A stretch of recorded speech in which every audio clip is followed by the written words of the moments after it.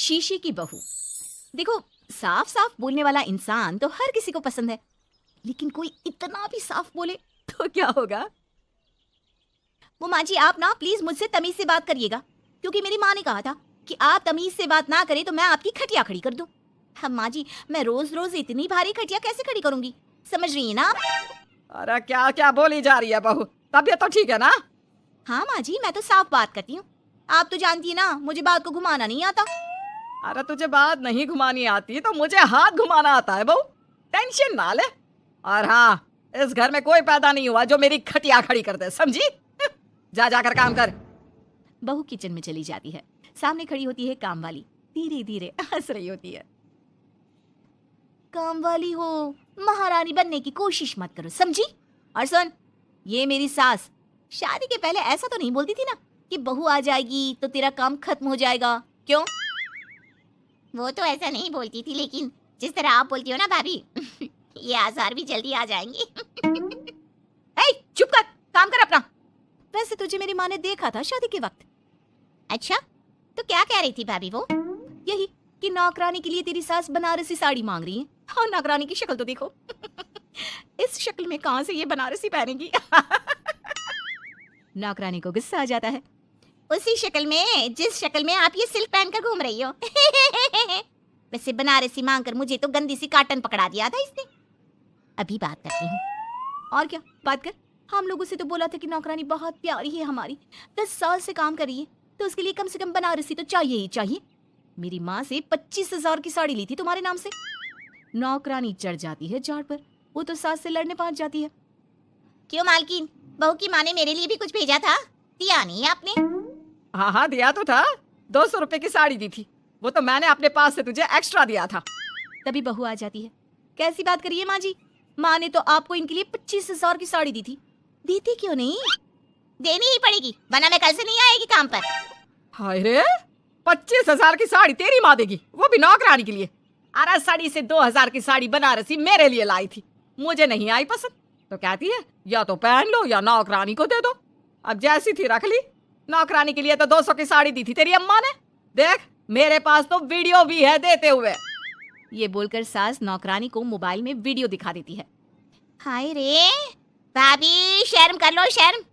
कैसा गेम खेल गई तुम तो, बाहर से तो बड़ी सीधी दिखती हो मालकिन।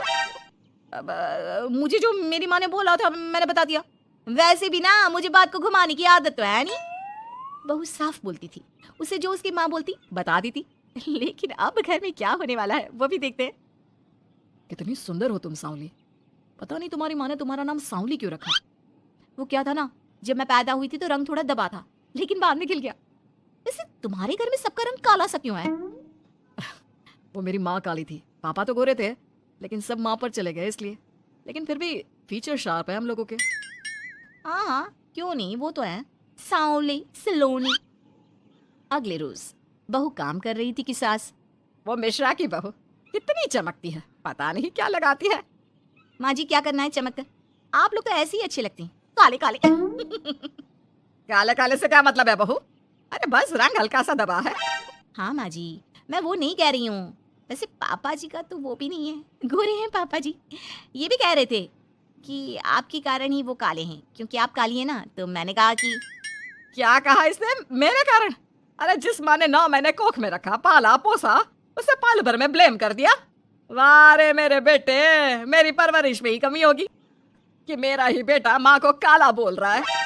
क्या है माँ जी, जबरदस्ती इनको कोस रही हैं? एक तो मैंने आपको बता दिया कि ये क्या बोल रहे थे।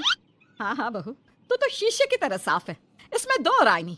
लेकिन तेरे साफ बोलने से कई बार लोगों के दिल टूट जाते हैं, तो वही बोला कर जिससे लोगों का मन खराब ना हो। वैसे अगर मेरे बेटे ने मुझे काला बोला भी तो मैं जानती हूँ कि वो किसी और संदर्भ में बोल रहा होगा। मैं भी ना कभी कभी कैसे बच्चों जैसी बात करती हूँ। सास काम पर लग जाती है और बहू भी। एक रोज, चल बहू जरा मंदिर होकर आते हैं। मंदिर में सब पूछते हैं बहू कैसी है, बहू कैसी है। मैंने कहा खुद ही मिल लेना, ले आती हूँ उसे। सास बहू मंदिर जाते हैं, जहाँ सास की टोली बहू का स्वागत करती है, उसे आशीर्वाद देती है और फिर। बहू कैसा लग रहा है ससुराल में, घर में एडजस्ट हो गई? अच्छा तो खैर नहीं लग रहा है, लेकिन क्या करें, रहना तो होगा ही ना, शादी जो की है। वैसे माँ जी का व्यवहार अच्छा है, लेकिन। अरे बहू, तूने मुझे बताया नहीं कि तेरा मन नहीं लगता। और सास का व्यवहार अच्छा है तो क्या पति मारता है? अरे नहीं नहीं नहीं नहीं, वो क्या है ना, मेरा गांव का घर बड़ा, बड़े आंगन, खुली रसोई, कमरे। यहाँ शहर में तो लगता है किसी ने टांग दिया है घोंसले में। इसलिए नहीं लगता मन। औरतें बहू की बात पर हंसने लगती है। बड़ी ही सीधी बहू है तेरी, मन की सारी बात करती है किसी के भी सामने। सास बहू घर आ जाती है। मेरा मन करता है कि हम भी ये शहर से थोड़ा दूर रहने क्यों ना जाए, जिससे हम भी बड़े मकान में रह सके। पर माँ जी, फिर इनका ऑफिस दूर हो जाएगा। हम तो घर में फिर भी रह लेते हैं, इनको आने जाने में समस्या होगी ना। हाँ ये तो सही है, पर क्या करे। मेरी माँ कह रही थी कि तेरे सास ससुर गांव जाकर क्यों नहीं रहते, फिर ये मकान तुझे बड़ा लगने लगेगा। तभी ससुर आ जाते हैं। अच्छा, तो तूने क्या कहा इस बात पर? मैंने कहा कि फिर मैं क्या करूंगी घर में अकेले रहकर, फिर तो मेरा मन भी नहीं लगेगा। चलो कुछ तो अच्छी बात है तेरे में। मैं क्या कह रहा था, क्यों ना हम सच्ची गांव चले कुछ दिनों के लिए, कुछ काम भी है गांव में। सास ससुर गांव चले जाते हैं। बहू घर में अकेली थी कि तभी बहू की माँ आ जाती है। हाय रे, कितना प्यारा सजा है तेरा घर। वैसे बुढ़ा बुढ़ी कब आ रहे हैं? माँ, मेरी सास अभी बूढ़ी नहीं हुई है, और बुरा मत माना, तू ज्यादा बड़ी लगती है उनसे। चुप कर, माँ हूँ मैं तेरी और सास की गुण गा रही है। वैसे बेटी, शहर में रहने का शौक बहुत है मुझे, काश मैं भी रह पाती शहर। हाँ तो आ जाना माँ, भाई को बोल यही नौकरी करे, पिताजी भी कोई काम शहर में कर लेंगे, और तू भी देख लेना कोई काम। क्योंकि माँ, जितना आराम गांव में है ना, शहर में नहीं है। यहाँ तो हर चीज खरीद कर ही खानी पड़ती है, ना कोई खेत ना कोई खलियान। तेरे सास ससुर परमानेंट गांव चले जाए तो मैं यहाँ तेरे पास रह लूं, रोज घूमूं फिरूं, शॉपिंग करूं, शहरी मेम बनकर रहूं। वैसे तू क्या ये साड़ी सूट में रहती है? अरे तू भी शर्ट पैंट पहना कर। तुम कहती हो तो मैं कल ही लेकर आती हूँ। शॉपिंग करने चलेंगे ना।